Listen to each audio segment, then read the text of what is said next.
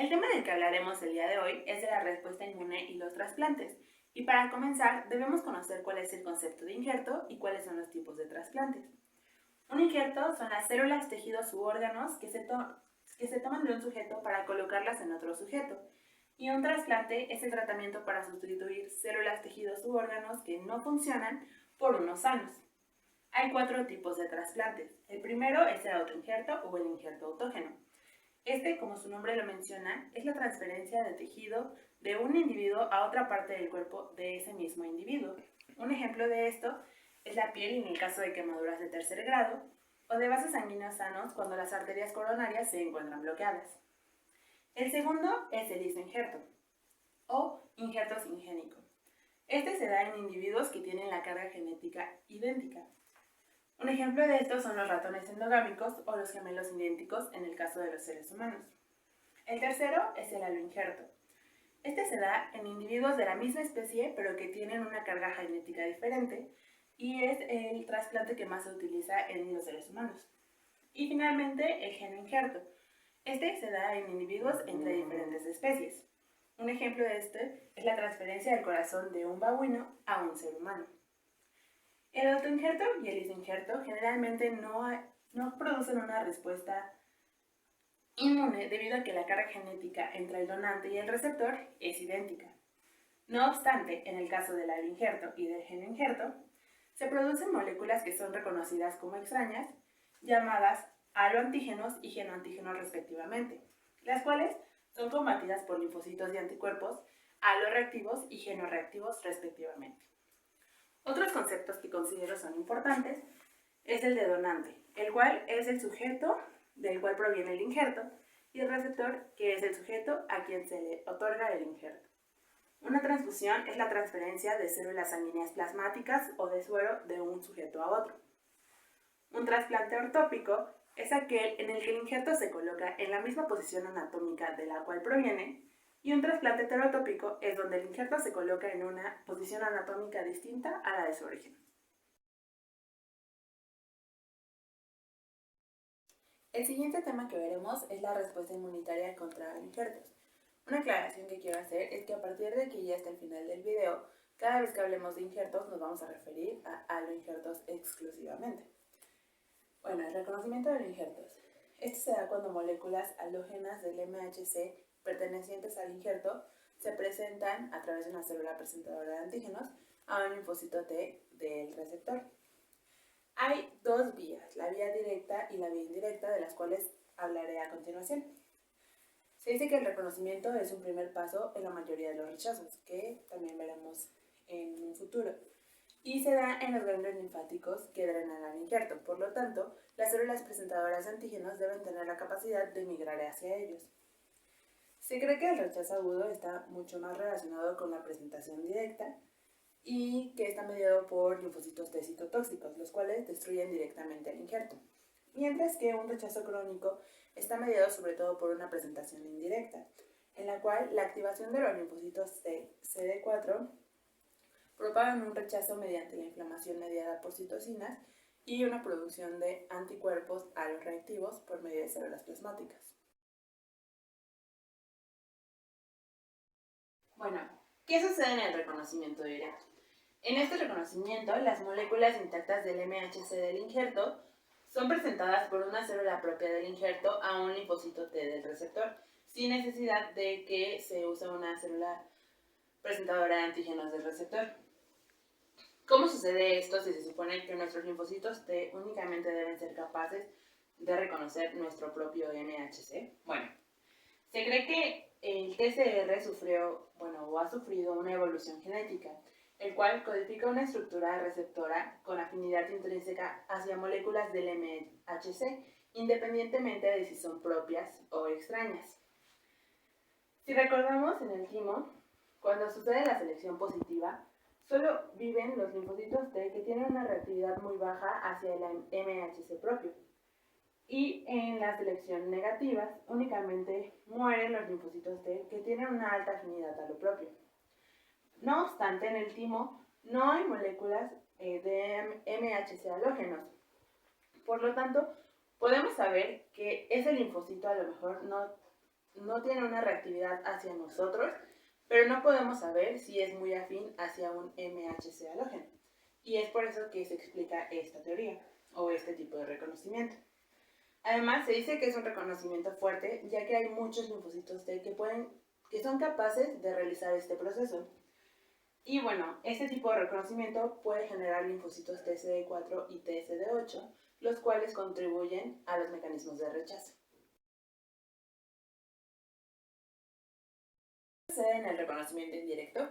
Bueno, las moléculas del MHC del injerto son procesadas por células presentadoras de antígenos del receptor y los péptidos derivados del MHC del injerto son presentados asociados a moléculas del complejo mayor de histocompatibilidad del receptor, lo que significa que los linfocitos T reconocen a dichos aloantígenos como antígenos proteínicos extraños tradicionales. Si volvemos a nuestras clases de complejo mayor de histocompatibilidad, podemos recordar que los linfocitos TCD4 reconocen a los antígenos por medio de la vía de presentación MHC2, lo que incluye una fagocitosis por medio de las células presentadoras de antígenos. Por otro lado, los linfocitos TCD8 reconocen a las células que son presentadas por el complejo mayor de histocompatibilidad de tipo 1. Para finalizar, hay que recordar que los linfocitos TCD4 y los linfocitos TCD8 contribuyen a los mecanismos de rechazo de los injertos. Ahora hablaremos de los mecanismos inmunológicos de rechazo, los cuales se clasifican con base en las características histopatológicas, así como en la evolución temporal. Estos se dividen en tres: hiperagudo, agudo y crónico. Comenzaremos con el hiperagudo. Según el CUBI menciona que este se da en las 24 horas posteriores a que se realice el trasplante, pero el ABAS menciona que se da en los primeros días. En la actualidad, este tipo de rechazo es muy raro debido a que puede prevenirse con la tipificación del grupo sanguíneo ABO, así como con las pruebas de compatibilidad cruzadas, de las cuales hablaremos más adelante. ¿Qué sucede en este tipo de rechazo? Bueno, hay una oclusión trombótica de los vasos sanguíneos del injerto, lo que causa que el injerto nunca se vascularice y por lo tanto se necrose. ¿Esto qué lo origina? Bueno, los anticuerpos séricos del receptor, que están ahí desde antes y que son específicos para los antígenos endoteliales del injerto. Hay que tener especial cuidado con este tipo de rechazo en los órganos que son muy vascularizados, como el corazón o los riñones. ¿Esto cómo ocurre? Bueno, la unión de los antígenos de HLA endoteliales con los anticuerpos ocasiona la activación del complemento y la acumulación de neutrófilos, lo que desencadena una reacción inflamatoria que a su vez da lugar a una lesión endotelial celular y a la exposición de proteínas de la membrana subendotelial que activan a las plaquetas. Posteriormente, las células endoteliales secretan factor de von Willebrand, el cual promueve la adhesión y la agregación plaquetaria. Además, las células endoteliales y las plaquetas sufren una vesiculación de membrana, lo cual causa el desprendimiento de partículas lipídicas que también favorecen la coagulación. Las células endoteliales también pierden los proteoglucanos de paransulfato, los cuales actúan con la antithrombina 3 en circunstancias normales e inhiben la coagulación. Sin embargo, como ya no lo tienen, favorece la coagulación. Finalmente, el daño endotelial y los coágulos sanguíneos dentro de los capilares del injerto causa que éste sufra una necrosis isquémica irreversible. Pero ¿por qué puede haber anticuerpos preexistentes para esos antígenos en específico? Esto se puede deber a que el receptor ha estado en contacto previamente con estos antígenos y puede darse por transfusiones sanguíneas repetidas previas, por múltiples embarazos, por la exposición a agentes infecciosos y por trasplantes previos.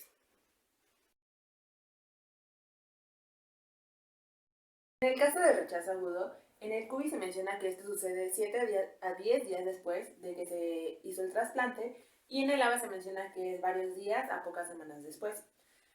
Este comprende una respuesta tanto celular como humoral y ambas coexisten.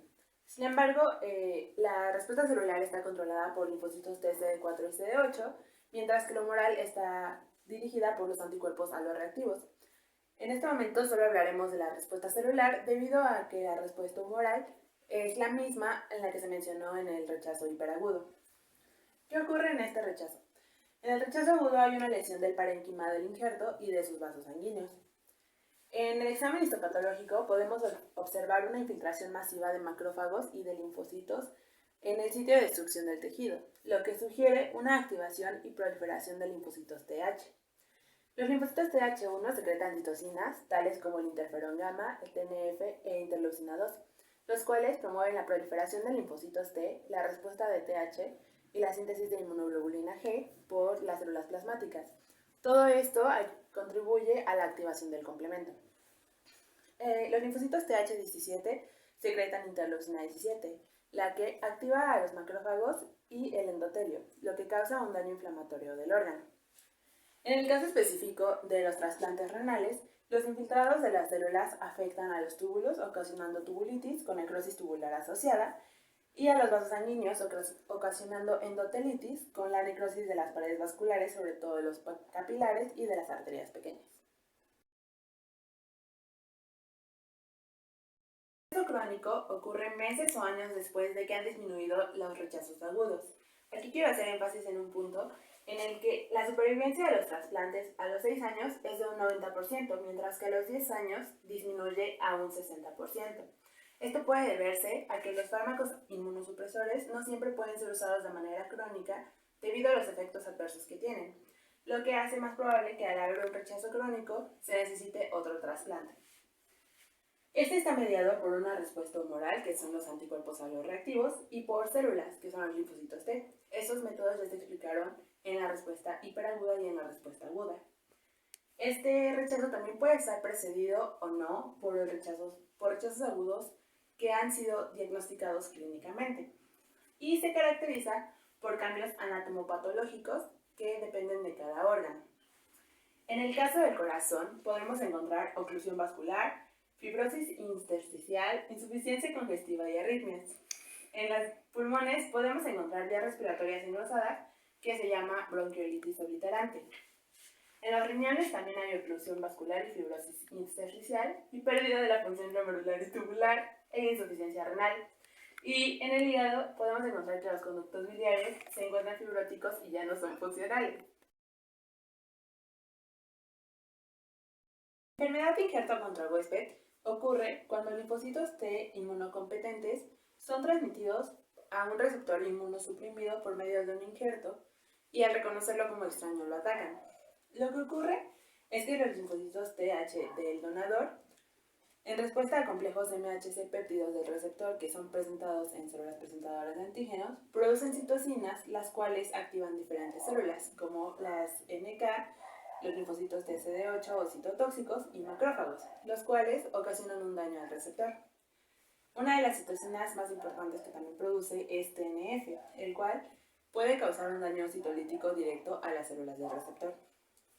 Los tejidos u órganos que son donados pueden ser tratados con anticuerpos monoclonales contra CD3, que eliminan a los linfocitos T en general, CD4, que eliminan a los linfocitos TH, y contra el receptor de interleucina 2, que elimina sobre todo a los linfocitos T activados, con el fin de eliminar a los TH, que son los que desencadenan esta enfermedad.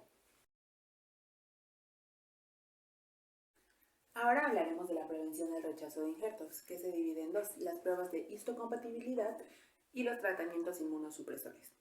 En las pruebas de histocompatibilidad encontramos la tipificación del grupo sanguíneo ABO. Este se usa para que no haya un rechazo hiperagudo y sobre todo es usado en corazón y en riñones, ya que son tejidos altamente vascularizados. Sin embargo, es la prueba que más se utiliza para el trasplante de tejidos. En este caso se seleccionan antígenos del grupo sanguíneo ABO del donante para que sean compatibles con el del receptor. Si el receptor tiene anticuerpos para dichos antígenos, lo recomendable sería que no se realizara el trasplante, debido a que los anticuerpos atacarían al trasplante en un rechazo hiperagudo, como ya se mencionó antes. Otra prueba es la compatibilidad del MHC. Como recordamos, este se hereda, lo heredamos de nuestra madre y de nuestro padre. Entonces, la primera línea para recibir un trasplante son nuestros progenitores y nuestros hermanos.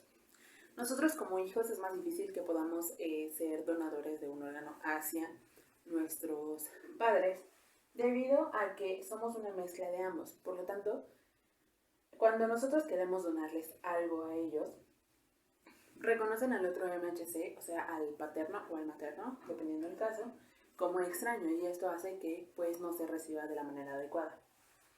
En segunda línea podemos encontrar a otros familiares e incluso algunos amigos. En esta prueba se trata de que haya un emparejamiento, sobre todo en el HLA-A, HLA-B y HLA-DR, ya que son como los más importantes. Y este emparejamiento se secuencia mediante una PCR. Esta prueba es sobre todo útil en el trasplante de riñones, ya que estos pueden soportar más tiempo en ciertas condiciones, mientras que en el corazón y en el hígado se hace más difícil, ya que la manera en la que se mantienen no puede durar tanto tiempo. Y bueno, sin embargo, aunque haya un emparejamiento completo del MHC, puede haber un rechazo a causa del complejo de histocompatibilidad menor. Finalmente, tenemos que buscar la presencia de anticuerpos preexistentes contra el MHC del donante. Aquí, al receptor se le hace un estudio de cribado de anticuerpos preformados reactivos a moléculas de HLA halógenas prevalentes en la población. En el caso de que esta prueba resultara positiva, el injerto no se debe colocar en el paciente, debido a que hay anticuerpos preexistentes que ocasionarán una respuesta contra el injerto y por lo tanto no podrá ser viable para el receptor. De la inmunosupresión debemos saber que casi en todos los trasplantes se necesita cierto grado de inmunosupresión. La mayoría de los tratamientos son inespecíficos, ¿qué quiere decir? Que todas nuestras defensas bajas y esto nos hace más propensos a contraer ciertas infecciones o incluso a generar cáncer. Debemos saber que las infecciones son la principal causa de muerte en el caso de trasplantes. Y bueno, a largo plazo esto nos puede desarrollar hipertensión y enfermedad ósea metabólica. Uno de los tratamientos que se utiliza es la irradiación linfoide total. Esta se utiliza sobre todo en los trasplantes de médula ósea y en el tratamiento de la enfermedad del injerto contra el huésped. En este caso se irradia solamente el timo, el vaso y los ganglios linfáticos, pero como la médula ósea queda intacta, se siguen produciendo linfocitos. Sin embargo, estos pueden que sean más tolerantes al injerto. En la terapia inmunosupresora generalizada, en cuanto a fármacos, encontramos a la acitropina, la cual inhibe la mitosis y por lo tanto los linfocitos B y T bajan. Este medicamento se da antes y después de que se realice el trasplante, pero tiene efectos adversos importantes en el intestino, hígado y en la médula ósea. A veces se usa en combinación con corticosteroides como la prednisona y la dexametasona, que son agentes antiinflamatorios importantes. Estos nos ayudan a prevenir el rechazo agudo. Otro fármaco que se utiliza es la ciclofosfamida. Esta altera la cadena de DNA, por lo tanto es útil para las células que se dividen rápido. Esta se administra en el momento del injerto para bloquear la proliferación de los linfocitos T. El metrotexato es un antagonista de ácido fólico y también ayuda al bloqueo de la síntesis de purinas. La ciclosporina, FK506 y rapamicina son fármacos que bloquean la activación y la proliferación de linfocitos T en reposo. Sin embargo, la ciclosporina tiene efectos adversos muy graves, pero el FK506 y la rapamicina son de 10 a 100 veces más potentes, por lo que son necesarias dosis menores y por lo tanto los efectos adversos son menores también. La inmunosupresora específica, como su nombre lo indica, está dirigida a puntos más clave. En casi todas estas terapias se usan anticuerpos monoclonales. Uno de ellos es la globulina antitimocítica, la cual se utiliza para agotar los linfocitos T circulantes mediante la activación del complemento o su opsonización para posteriormente ser fagocitadas. Sin embargo, esta tiene efectos adversos importantes. Otra de ellas es la OKT3, que es un anticuerpo monoclonal murino contra CD3. Esta elimina rápidamente a los linfocitos T maduros de circulación, sin embargo, actualmente ya no se produce. Otro es el basiliximab, el cual es un anticuerpo monoclonal que está dirigido hacia el receptor de interleucina 2 de alta afinidad, el cual únicamente se encuentra en los linfocitos T activados, por lo tanto ataca a estos. Y finalmente tenemos el rituximab, que es un anticuerpo monoclonal que está dirigido contra CD20. Este se utiliza para eliminar los linfocitos B maduros y suprimir el rechazo mediado por anticuerpos.